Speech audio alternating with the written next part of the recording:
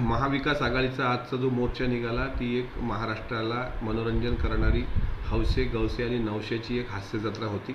महायुतीचं भक्कमपणे काम करण्याचा स्पीड पाहता आणि समोर आपल्या पायाखालच्या सतरंजा सरकतायत ही धास्ती मनात ठेवता जेवढी काही लोकांना आता बऱ्यापैकी काही लोक रिकामटेकडी असतात त्या लोकांना घेऊन यांनी जत्रा काढली।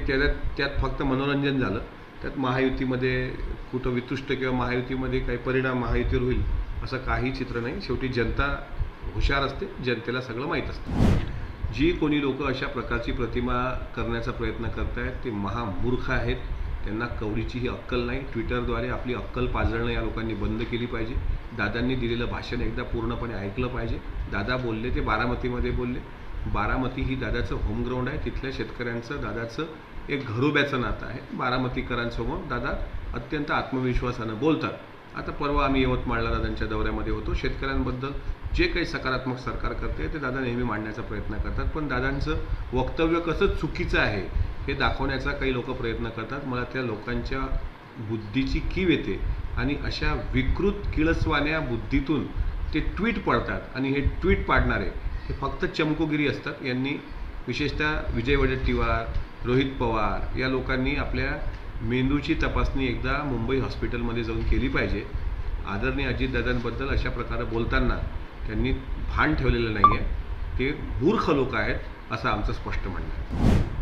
चंद्रकांत दादांच्या एकंदरीत सगळ्या बोलल्यानंतर असं सांगतो की कधी कधी ते भावनेच्या भरात भलतंच काही बोलून जातात आणि मग त्यांना कळतं की आपली चूक काय। त्यांना एवढं कारण ते मोठे नेते आहेत, त्यांना एवढं माहीत आहे की विधानसभेच्या निवडणुकीच्या निकालानंतर राष्ट्रवादी कोणाची होती हे सिद्ध झालं आणि शिवसेना कोणाची होती हेही सिद्ध झालं। एकनाथराव शिंदे साहेबांचे आमदार निवडून आले आणि अजितदादांचे आमदार निवडून आले। वाढत्या वयानुसार विसरभोळेपणाचा एक आजार चंद्रकांत दादांना जळला असावा आणि त्यामुळं त्यांच्या त्या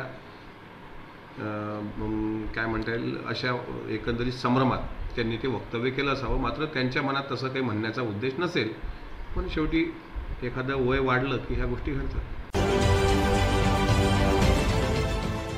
देश विदेशातील प्रत्येक घडामोडींचे लाईव्ह अपडेट मिळवण्यासाठी आता साम टीव्हीच्या सर्व सोशल मीडिया प्लॅटफॉर्मला लाईक, फॉलो आणि सबस्क्राईब करा। तसंच सर्व नोटिफिकेशनसाठी बेल आयकॉन प्रेस करायला विसरू नका।